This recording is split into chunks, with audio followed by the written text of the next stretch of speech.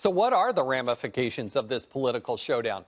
Joining us now is RNC chairwoman Ronna McDaniel and Fox News political analyst Gianno Caldwell. Thank you both for joining us here. Ronna, I want to start with you because the messaging from the Democrats has been about abolishing ICE, about open borders, about supporting sanctuary cities, not building the wall. How in the world do they have a winning message with the American people?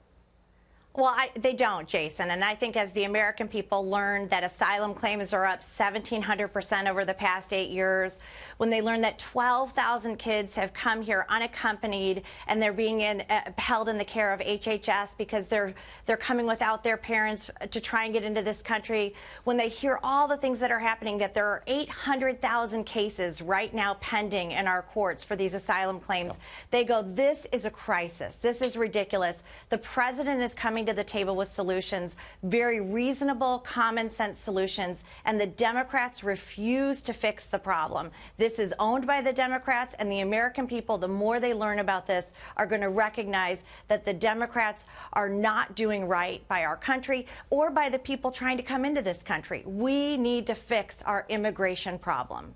Now, Gianno, I have never seen a political party succeed by being anti-federal worker, by attacking the 20,000 plus Border Patrol agents, about saying they want to abolish ICE, they do all of these things. What is their message? How do you see this playing out?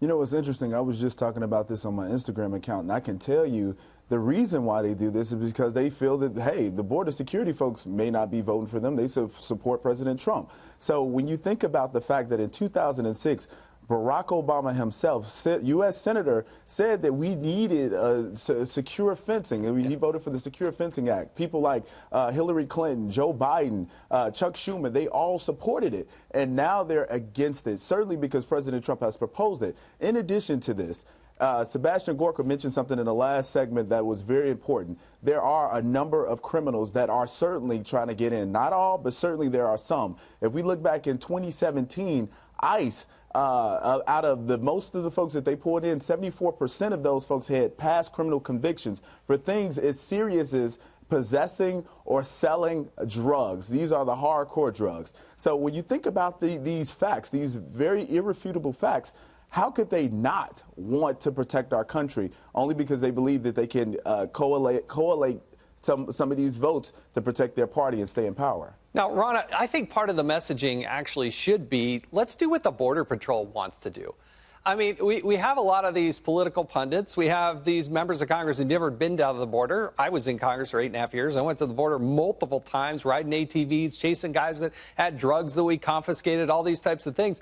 But most of the members have never, ever been there. Why has the Republicans, why haven't they shifted the focus to the Border Patrol? The people actually put their lives on the line every day and focus on what they want, because they do want the wall.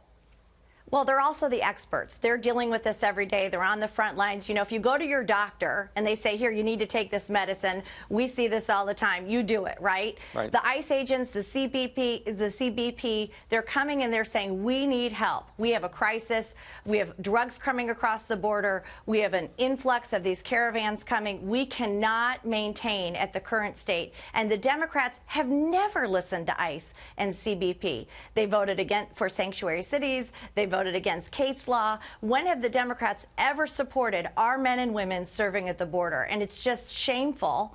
And Chuck Schumer owns this 100%. Nancy Pelosi owns this 100%. Republicans and the president are fixing the problem. Democrats, come to the table. Do your job. We need to fix our immigration system. Now, Gianno, the Democrats, they have said all along, hey, we're for border security. But have you seen them define what their supposed support of border security actually is? What is it? No, and they probably don't know. They won't have an answer because they have no interest in finding an answer. And here's why. They realize that by 2045 that there's going to be a minority white voter. Right? So we're talking about they will no longer be over 50% white. That's why they've abandoned the white working class. That's why they abandoned the black community a long time ago, because they would like to support any narrative that's going to support these newer age, new generation Hispanic individuals who will be more likely to be Democratic voters. And that's what this comes down to. They want to continue to at least assess the power and continue to climb up the ladder. They have no interest in protecting our country. They want to protect their power base, and that's what I believe this comes down to. So real quickly for each of you, how does this partial shutdown of the government, how does this actually come to an end? Ronna. Well, I think the president's going to hold firm. Listen, this is a president who came to Washington and said enough of business as usual. He took on ISIS. He's taken on deregulation. He's taken on trade deals. He's lowered taxes. And he has said the immigration problem is a crisis. We're going to solve it. And he is not going to blink. And Democrats need to come to the table and fix this problem. It's their job. And the American people, the more they learn about what's happening at our border, are going to support the president in this issue. Gianno, real quickly, the president is fighting the establishment, not only there in Washington, D.C., but also the media as well. How do you see this shutdown playing out? Well, certainly it's going to take Democrats coming to the table. Do they have any incentive to come to the table? Like Rush Limbaugh said, not until January 3rd, they have no incentive. So they want to make a power play here. But if the individuals, these coalition groups continue to put the pressure on the Democrats, we continue to make the case. And I like what Congressman Duffy said. If President Trump gets in front of the cameras and does an address to the country stating the very importance of this, we could see some movement and certainly some changes. Ronna and Gianno, thank you very much. And I think you're right. I think Sean Duffy's comments were spot on.